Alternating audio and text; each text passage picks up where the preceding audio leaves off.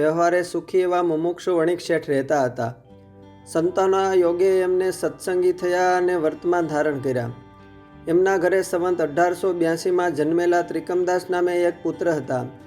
7 વર્ષની ઉંમરે માતાનું મૃત્યુ થતાં નાની ઉંમરે તેઓ માતૃસુખથી વંચિત થયેલા. ત્રિકમદાસ એમના પિતા સાથે અવારનવાર વડતાલ દર્શને આવતા જતા. ત્રિકમદાસે નાની ઉંમરે પોતાના પિતાજી દ્વારકાદાસ પાસે ગોપાળાનંદ સ્વામી, નિત્યાનંદ સ્વામી આદિ આચાર્ય શ્રી રઘુવીરજી મહારાજ વગેરે મુક્તોના પાસે સત્સંગના પિયુષ પીધેલા. ગોપાળાનંદ સ્વામીની સાંખ્ય અને યોગની વાતોથી નાની ઉંમરે વૈધવ્ય પામેલા એવા દ્વારકાદાસે ફરીને લગ્ન કરવાનો વિચાર જ માંડી વાળ્યો. બાપ દીકરો બંને સંસારમાં રહેતા હોવા છતાં વિરક્ત ભાવે વર્તતા હતા. એક વખત દ્વારકાદાસ પોતાનો ઘર ધંધો બંધ કરીને તેઓ વડતાલ આવ્યા અને ગોપાળાનંદ સ્વામીને વિનંતી કરી કે આપ કૃપા કરો તો આ મારો દીકરો ત્રિકમ આ દુષ્કાર સંસાર છોડીને સાધુ થાય. ત્યારે સ્વામી રાજી થઈને બોલ્યા કે કથા વાર્તા સાંભળજો ને ભગવાન ભજજો. મહારાજ તમને રજોગુણ ઓછો કરાવશે અને મૂર્તિનું સુખ આપશે.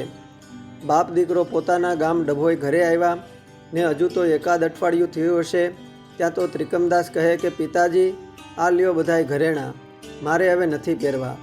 તમારે જેમ વહીવટ કરવો હોય એ કરો, મારે તો ભગવાન ભજવા છે. યુવાન વયના ત્રિકમદાસની આવી વાત સાંભળીને દ્વારકાદાસને ગોપાળાનંદ સ્વામીના આશીર્વાદ યાદ આવ્યા. બધા ઘરેણાની પોટલી બાંધીને વડતાલ આવીને સ્વામીને ચરણે ધરીને કહ્યું કે આ બધા જ ઘરેણાં શ્રી લક્ષ્મીનારાયણ દેવના ચરણે આજે કૃષ્ણાર્પણ કરીએ છીએ. સ્વામી અને રઘુવીરજી મહારાજ આ બાપ દીકરાનો ત્યાગ વૈરાગી જોઈને રાજી થયા. ચાલતી વખતે યુવાન વયના ત્રિકમદાસ બોલ્યા કે પિતાજી, તમે રાજી હોવ તો મારે હમણાં વડતાલ સ્વામી પાસે રોકાવું છે. પિતાજીની અનુમતિ મળતા તેઓ વડતાલ ગોપાળાનંદ સ્વામી પાસે રોકાયા. થોડા દિવસે ઉપેન્દ્રાનંદ સ્વામી જૂનાગઢ જતા હતા ત્યારે ગોપાળાનંદ સ્વામીએ ત્રિકમને ગુણાતીતાનંદ સ્વામી પાસે મોકલાને કહ્યું કે તમે જૂનાગઢ જાઓ, એમની અનુવૃત્તિમાં રહીને રાજીપો રળજો. ત્રિકમદાસ જૂનાગઢ આવ્યાને 6 માસ સેવા કરીને સ્વામીને ખૂબ રાજી કર્યા. આ બાજુ એમના પિતાજી દ્વારકાદાસ પણ પોતાની બધી ઘર વખરી મિલકત વેચીને 10,000 રૂપિયા રોકડા લઈને વડતાલ સ્વામીને ચરણે ધર્યા અને કહ્યું કે હવે અમે બાપ દીકરો બને જીવનભર તમારા ચરણે રહીશું. ગુણાતીતાનંદ સ્વામી સમયે વડતાલ આવ્યા. એ સમયે ત્રિકમદાસને સાથે લાવેલા એટલે બાપ દીકરો ત્યાં જ મળ્યા અને પોતાના નિર્ણયની વાત કરી. તે વખતે ત્રિકમદાસના મામાએ પણ પોતાના ભાણેજને ઘરે તેડી જઈને પોતાની મિલકતના વારસદાર તરીકે પોતાને સંતાન ન હોવાથી 1 લાખ રૂપિયા એમને દેવાની લાલચ પણ કરી. પરંતુ સદગુરુના સંતોના સંગે ત્રિકમદાસ બોલ્યા કે મામા, હું તો આ મિલકત સારું હવે રોકાવાનો નથી. આવા મોટા સંતોના યોગે મને હવે સંસાર કડવો ઝેર લાગે છે.